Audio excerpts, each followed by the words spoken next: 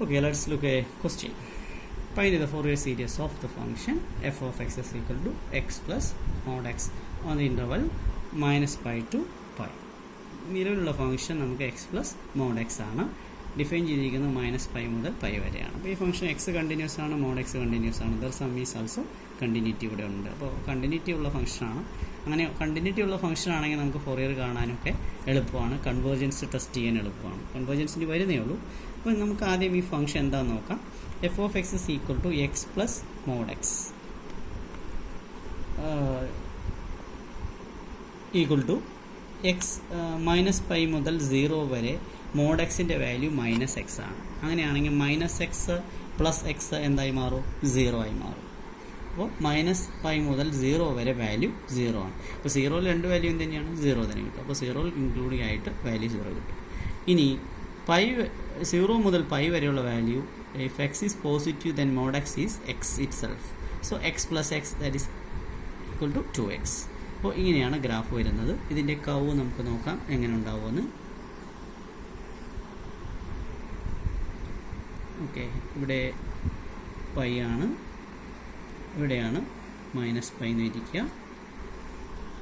Okay, അപ്പോൾ 0 മുതൽ minus pi വരെ എന്താ കിട്ടിയിരിക്കുന്നത്?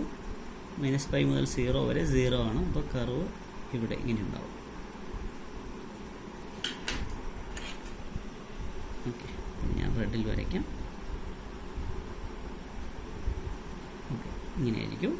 ഇനി 0 ടു പൈ വരെ, ഇപ്പോൾ 2 പൈ എത്തും. 2 പൈ പറയുമ്പോൾ കുറച്ചുകൂടി പൈയിലെത്തുമ്പോൾ 2 പൈ ആകുമ്പോൾ ഏകദേശം ഹൈറ്റ് ഇത്രയും വരുന്ന വിചാരിക്കാം.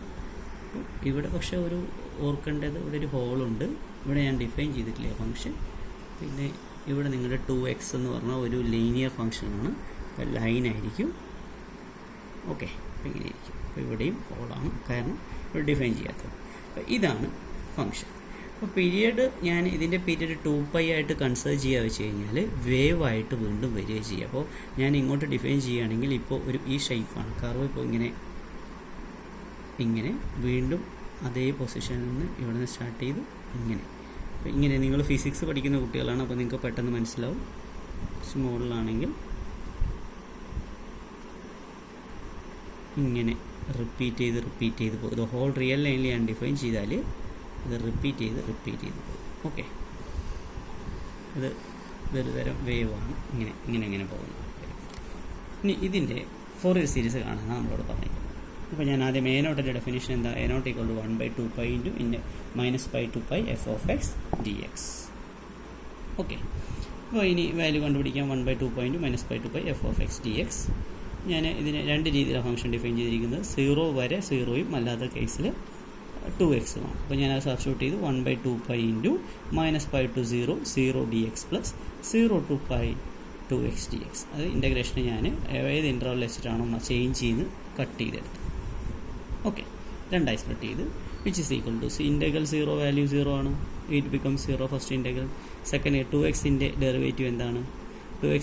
ഇൻ്റഗ്രൽ വാല്യൂ എന്ന് പറയുന്നത് 2xൻ്റെ integral 2x equal to 2 times x²/2 എന്നാണ് നിങ്ങൾ പഠിച്ചിട്ടുണ്ട്. ഈക്വൽ ടു അല്ലേ? അപ്പോൾ അങ്ങനെയാകുമ്പോൾ 2x²/2 പറഞ്ഞാൽ 2ഉം 2ഉം കട്ട് ചെയ്യും. വിച്ച് ഇസ് ഈക്വൽ ടു എന്ത് കിട്ടും? x². അപ്പോൾ x² വിത്തിൻ്റെ limit 0 to pi. π² minus 0² that is π² എന്ന് കിട്ടും. ഇവിടെ ഓൾറെഡി 2π ഉണ്ട്. ഈ പൈയും കട്ട് ചെയ്ത് π/2 എന്ന് കിട്ടും. അപ്പോൾ എ നോട്ടിൻ്റെ വാല്യൂ നമുക്ക് എന്തെന്ന് കിട്ടിയിരിക്കുന്നു? π/2. ഇനി an-ൻ്റെ ഫോർമുല നോക്കാം. an equal to 1/π into integral minus pi to pi f of x cos nx dx. ഇതിനെ ഞാൻ ഇൻ്റഗ്രേഷനെ രണ്ടായി സ്പ്ലിറ്റ് ചെയ്യുന്നു. Okay, look at here. The value of an equal to 1/π into minus pi to pi 0 cos nx dx, because the value of the function f in the interval minus pi to 0 is 0. So 0 into cos nx dx plus in അടുത്ത ഇൻ്റർ 0 to pi വരെ 2x ആണ്. അപ്പോൾ 2x into cos nx dx. But 0 of anything becomes 0. Therefore this first integral becomes 0, which is equal to 1/π into 0 plus 2 times integral 0 to pi x into cos nx dx. Okay, അപ്പോൾ 2/π into ഇവിടെ എന്താ ചെയ്തിരിക്കുന്നത് നോക്കാം. നിങ്ങൾ integration by parts എന്ന് പറയുന്ന ഒരു result പഠിച്ചിട്ടുണ്ട്. എന്താ ഇൻ്റഗ്രേഷൻ ബൈ പാർട്സ് എന്ന് നോക്കാം. ഇൻ്റഗ്രേഷൻ ബൈ പാർട്സ് എന്ന് വെച്ച് കഴിഞ്ഞാൽ ഇപ്പോൾ integral of f(x), g(x), dx). ഇത് ആദ്യത്തെ ഫംഗ്ഷൻ ഡിഫറൻഷ്യബിൾ ആയിരിക്കണം, രണ്ടാമത്തെ ഫംഗ്ഷൻ ഇൻ്റഗ്രബിൾ ആയിരിക്കണം. ഇതിൻ്റെ ഇൻ്റർവൽ a to b ആണെങ്കിൽ which is equal to first function into f(x) into integral of the second, അതായത് integral of the second integral g(x) dx. അത് integrate ചെയ്യുന്നുള്ളൂ, അവിടെ എന്ത് കൊടുക്കുന്നില്ല, ലിമിറ്റ് കൊടുക്കുന്നില്ല. പക്ഷേ ഇതെല്ലാം കൂടി ചേർത്തിട്ട് എന്ത് കൊടുക്കണം, ഇൻ്റഗ്രൽ വാല്യൂ കൊണ്ട് ഇതിനെ മൾട്ടിപ്പിൾ ചെയ്യുക within the limit a to b minus integral a to b derivative of first, അതായത് d/dx of f(x) into integral, അതിൻ്റെ ഉള്ളിലാണ് ഇൻ്റഗ്രൽ g(x) dx. ഇത്രയും സാധനം ഒരു ബ്രാക്കറ്റിൻ്റെ ഉള്ളിൽ ഇൻറ്റു dx. അപ്പോൾ ഈ കേസിൽ നമ്മളുടെ ഫംഗ്ഷൻ എന്തായിരുന്നു, 1/π ഇൻറ്റു നമ്മൾ എനെ കണ്ടുപിടിക്കുന്നത് 1/π ഇൻറ്റു നമുക്ക് കിട്ടിയ വാല്യൂ എന്തായിരുന്നു, 1/π ഇൻറ്റു 2 ടൈംസ്. അപ്പോൾ 2/π ഇൻറ്റു നോക്കാം. 2/π into integral 0 to π x cos nx dx. First function X, second function cos nx. ഇത് ഡിഫറൻഷ്യബിൾ ആണ്, ഇത് ഇൻ്റഗ്രബിൾ ആണ്. Which is equal to 2/π into ഒരു ബ്രാക്കറ്റിനുള്ളിൽ first function into integral of cos. Integral of cos പറഞ്ഞു കഴിഞ്ഞാൽ sign ആണ്. ഇവിടെ എന്നെ cos 2x ആണെങ്കിൽ cos 2x പോയിട്ട് sin 2x/2 എന്നാവും.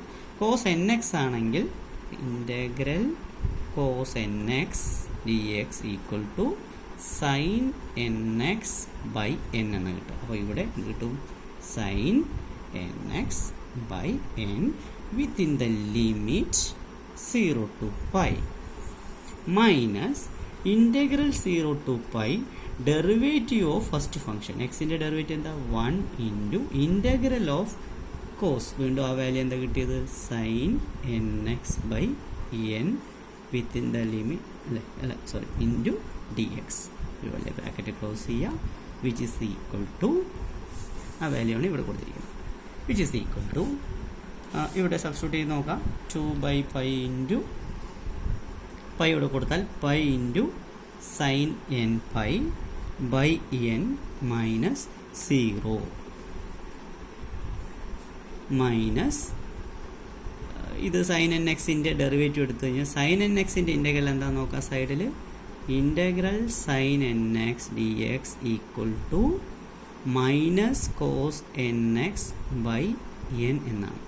അങ്ങനെയാണെങ്കിൽ ഈ 1/n പുറത്ത് വരും. ഇവിടെ ഒരു മൈനസ് 1/n ഉണ്ട് into minus cos nx/n.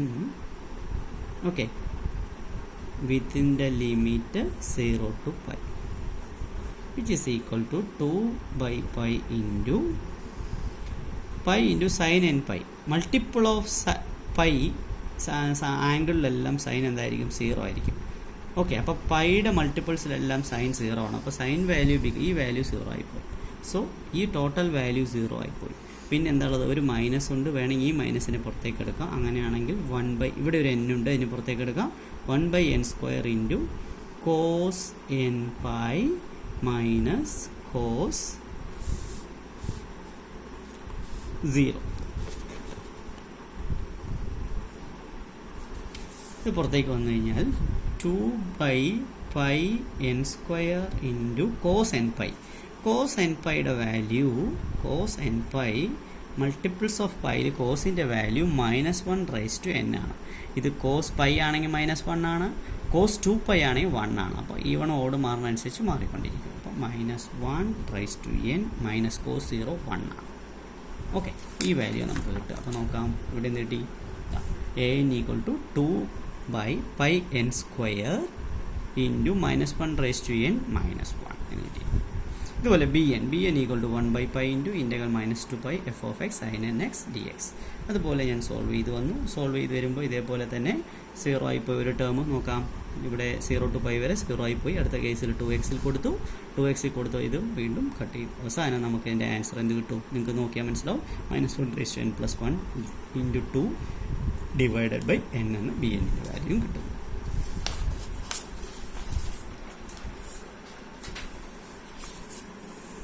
Then by F of X എന്തായി നോക്കാം. π/2 plus sigma n equal to 1 to infinity 2/πn² ഇൻറ്റു -1n - 1 cos nx പ്ലസ് ഞാൻ എൻ്റെയും ബി എൻ്റെയും വാല്യൂ ജസ്റ്റ് സബ്സ്റ്റിറ്റ്യൂട്ട് ചെയ്തു. ഇതാണ് നമ്മുടെ നിലവിലുള്ള ഫോറിയർ സീരീസ് എന്ന് പറയുന്നത്. ഇനി ഇവിടെ ഒരു നോട്ട് ചെയ്യേണ്ട ചില കാര്യങ്ങൾ ഓർത്ത് വയ്ക്കുക. ഇൻ്റഗ്രൽ സൈൻ എക്സിൻ്റെ വാല്യൂ -π മുതൽ π വരെയാണെങ്കിലും കോസിൻ്റെ വാല്യൂ ആണെങ്കിലും 0 ആയിരിക്കും. അതുപോലെ സൈൻ എം എക്സും കോസ് എൻ എക്സും വന്നിട്ടുണ്ടെങ്കിൽ 0 വരും. -π മുതൽ π വരെ sine m x sine n x വരികയാണെങ്കിൽ എമ്മും എന്നും ഈക്വൽ അല്ലാത്ത കേസിൽ 0യും ഈക്വൽ ആണെങ്കിൽ π വരും. ഇതേ കാര്യമായിരിക്കും cos m x cos n x വരും. ഓക്കെ.